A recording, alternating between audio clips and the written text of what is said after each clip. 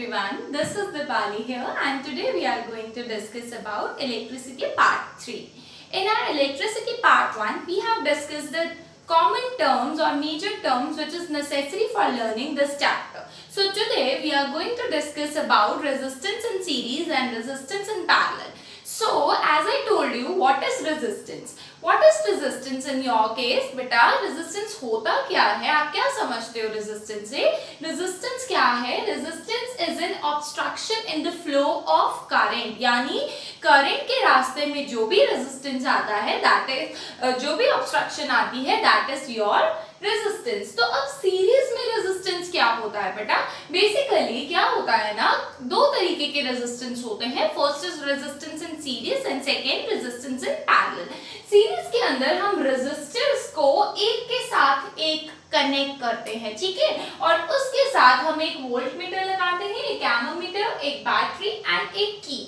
ठीक है, ये डिपेंड करता है कि ये रेजिस्टर्स अलग अलग रेजिस्टेंस के होते हैं और सेम रेजिस्टेंस के भी हो सकते हैं. तो जब भी हम सीरीज में किसी रेजिस्टर्स को कनेक्ट करते हैं तो होता क्या है, फर्स्ट थिंग बेटा, इनका जो पाथ ऑफ करंट होगा वो सेम होगा.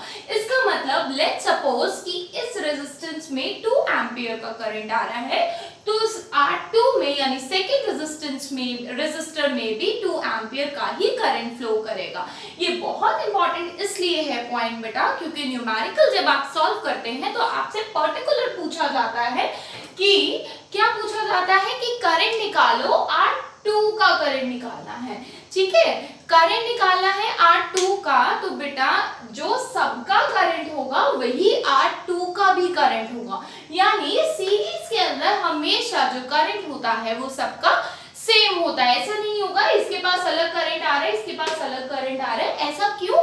क्योंकि बेटा आपने डेकोरेटिव लाइट्स देखी हैं. डेकोरेटिव लाइट्स तो दिवाली पे यूज करते हैं, उसमें छोटे छोटे बल्ब्स कनेक्टेड होते हैं ना. तो अगर एक बल्ब फ्यूज हो जाता है तो पूरी की पूरी डेकोरेटिव लाइट सारी खराब हो जाती है. ऐसा क्यों होता है? क्योंकि उन सब का करंट जो होता है वो सेम होता है and they are connected one after the another. वो एक के साथ एक जुड़े हुए होते हैं, तो एक में करंट गया तो सभी में करंट चला जाता है. Third thing is current is same in each resistor. बता दिया आपको, करंट सब में सेम होगा और जो उसका पोटेंशियल डिफरेंस होगा, जो वर्क डन कर रहा है एक इलेक्ट्रॉन एक जगह से दूसरी जगह पर जाने के लिए, that will be same, right? So in this case, in this circuit, resistance in series will be R1 plus R2 plus R3 and so on. It means बेटा अगर और रेजिस्टेंस लगाए हुए होते हमने तो हम उसको भी प्लस कर देते हैं and the total resistance in series is called equivalent resistance. Equivalent resistance क्या होता है? जो सबका सम होगा that is called equivalent resistance, और सबका सम हमेशा इंडिविजुअली से ज्यादा होता है. अगर हम कंपेयर करें 6 plus 4 plus 2 we will get 12.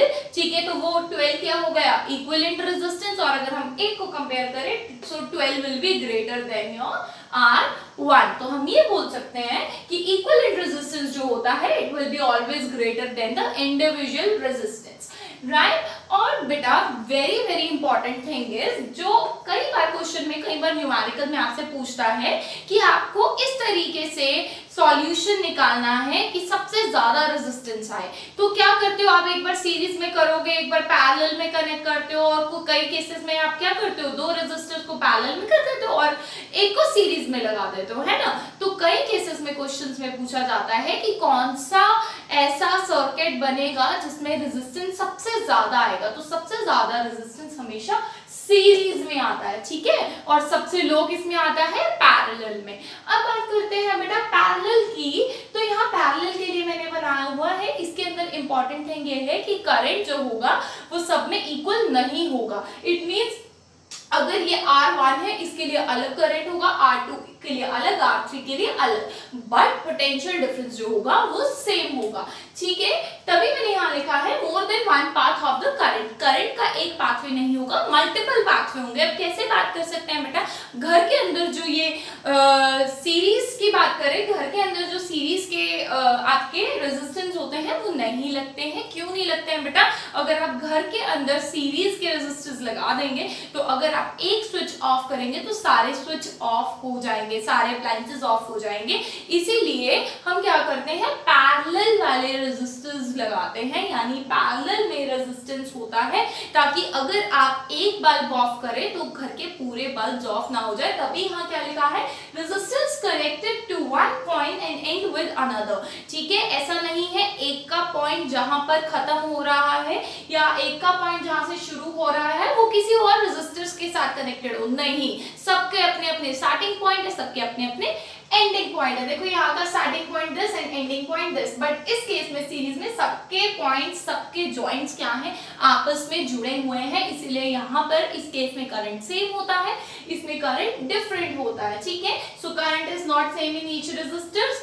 Next thing is बेटा, सबसे ज्यादा लोएस्ट रेजिस्टेंस किसमें पाया जाता है, पैरेलल में। हमारे घर में पैरेलल के अंदर हमारे घर में पैरेलल में रेजिस्टेंस लगे हुए हैं, तभी हमारे घर का रेजिस्टेंस कम होता है, तभी हमारे घर के जो करंट है वो ऑब्स्ट्रक्शन जो है वो कम आती है। That's why we call it lowest resistance. किस केस में होते हैं, पैरेलल में। And the formula is 1/Rp। This P means parallel, resistance in parallel equals to 1/R1 plus 1/R2 plus 1/R3। अगर हमारे पास और रेजिस्टेंस होते और यहाँ पे कनेक्टेड होते तो हम उन्हें भी ऐड करके आपका पैरेलल में रेजिस्टेंस निकाल सकते। ठीक है बेटा, नेक्स्ट बात करते हैं आपकी जूल्स लॉ ऑफ हीटिंग। ये बहुत इंपॉर्टेंट है बेटा। जूल्स लॉ ऑफ हीटिंग ये बोलता है कि कोई भी कंडक्टर है या फिर कोई भी आपका अप्लायंस है, उस अप्लायंस में हीट क्यों प्रोड्यूस होती है। तो हीट प्रोड्यूस होने के 3 कारण है। फर्स्ट रीजन ये है कि हीट तब प्रोड्यूस होती है जब करंट डबल हो जाता है। Heat is always produce when there is a square of current. It means अगर आप बहुत ज्यादा किसी चीज को यूज कर रहे हो, बहुत डबल करंट आ रहा है, तो हम बोलेंगे that heat will be produce. तो आप बोल सकते हैं heat is directly proportional to square of the current, यानी हीट बढ़ेगी तो हीट कब बढ़ेगी, जब करंट भी बढ़ रहा है। ठीक है, डायरेक्टली प्रोपोर्शनल मैंने आपको बताया है, एक चीज बढ़ रही है तो दूसरी भी इंक्रीज कर रही है।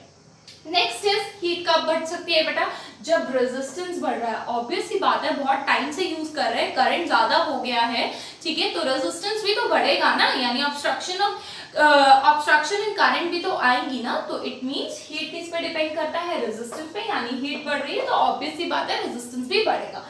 थर्ड थिंग बेटा, हीट जब बढ़ेगी तो टाइम पर भी डिपेंड करती है, यानी ऐसा तो नहीं होता ना बेटा आपने कोई चीज यूज ही नहीं करी और वो हीटिंग इफेक्ट देने लग गया है कोई भी अप्लायंस, तो ऐसा नहीं होता है, क्योंकि अभी उसको टाइम नहीं हुआ है। एक ड्यूरेशन पर आकर ही कोई अप्लायंस आके हीटिंग इफेक्ट देना स्टार्ट करता है, यानी हीट इंक्रीज तभी होती है जब टाइम भी इंक्रीज होता है। ठीक है, सो अगर हम इन तीनों इक्वेशंस को कंबाइन करेंगे so that we will get, यहां से तीनों में से हमारे पास कॉमन आ जाएगा आपका heat, proportionality sign, then I square RT। अब क्या करेंगे बेटा, हम प्रोपोर्शनैलिटी साइन को हटा के यहाँ पे इक्वल्स टू का साइन लगाएंगे और उसकी जगह प्रोपोर्शनैलिटी कांस्टेंट यूज करेंगे। प्रोपोर्शनैलिटी कांस्टेंट हमने यहाँ किया कापा, दैट इज K, उसके बाद I स्क्वायर RT, ये सेम टू सेम हमने यहाँ पे कॉपी कर दिया। अब होगा क्या ना बेटा, इस कापा की जगह यहाँ पर अगर हम 1 पुट करें, अगर हम ये 1 के साथ मल्टीप्लाई करें इस सब को I स्क्वायर RT को, तो होगा क्या, 1 multiply I square RT equals to I square RT, right? So the final derivation, final thing we get, that is heat is directly proportional to square of the current, resistance and time. So the next thing is बेटा, what are the practical application? तो अब इस heat की क्या कोई practical application भी है, यानी यूज भी आता है इसका। हाँ जी, हीट की प्रैक्टिकल एप्लीकेशंस भी होती हैं, जैसे कि आपका हीटर, गीजर एंड आयरन, और भी बहुत सारे प्रोडक्ट्स होते हैं, बहुत सारे अप्लायंस होते हैं जिसमें हीटिंग इफेक्ट हमारे लिए जरूरी है। क्यों जरूरी है बेटा, जब तक हीट नहीं मिलेगी तो ये सारे अप्लायंसेस काम कैसे करेंगे, ठीक है ना। तो इन केसेस में बेटा रेजिस्टेंस हमेशा हाई रहता है, यानी रेजिस्टेंस हाई रहता है। जब तक रेजिस्टेंस हाई रहेगा, अभी बताया था, रेजिस्टेंस अगर हाई होगा तभी तो हीट प्रोड्यूस होगी, ठीक है, तो रेजिस्टेंस हाई रहता है तभी हीट प्रोड्यूस होती है। So this is all about joule law of heating. Next thing is your power. Power मैंने आपको बच्चा फर्स्ट वीडियो में बताई थी इलेक्ट्रिसिटी पार्ट 1 के अंदर, जिसमें हमने मेजर आपके कॉन्सेप्ट्स पढ़े थे। So power is rate of doing work. आप किसी काम को कितनी जल्दी कर लेते हो, that is called rate of doing work. ठीक है बच्चा, so that is your power. तो पावर किस पे डिपेंड करता है? Power is directly proportional to potential difference in current. यानी बेटा पावर किस पे डिपेंड कर रहा है? पोटेंशियल डिफरेंस पे। यानी पावर बढ़ेगी तो पोटेंशियल डिफरेंस भी बढ़ जाएगा, और पावर बढ़ेगी तो करंट भी बढ़ जाएगा। ठीक है, अगर हम बात करें एक एलईडी की पावर को, अगर हम 25 वॉट, यानी जो पावर की यूनिट होती है वो वॉट होती है, अगर हम एक एलईडी की पावर को कंपेयर करते हैं एक फ्रिज की पावर के साथ, तो ऑब्वियसली करंट किस में होगा बेटा? करंट ज्यादा होगा आपके फ्रिज में, यानी रेफ्रिजरेटर के अंदर। तो इट मींस पावर भी बढ़ रही है ना, रेफ्रिजरेटर की तो पावर भी ज्यादा होती है। इट मींस अगर हम रेफ्रिजरेटर और एलईडी को हम कंपेयर करते हैं तो पावर कम किस में होगी? एलईडी में। ज्यादा किस में होगी? रेफ्रिजरेटर में। तो पावर किस पे डिपेंड करती है? Potential difference in current. यानी पावर हमेशा बढ़ेगी अगर पोटेंशियल डिफरेंस बढ़ रहा है और करंट भी बढ़ रहा है। So this is all about today's video, and if you really like my today's video, do share and subscribe my channel. Thank you so much.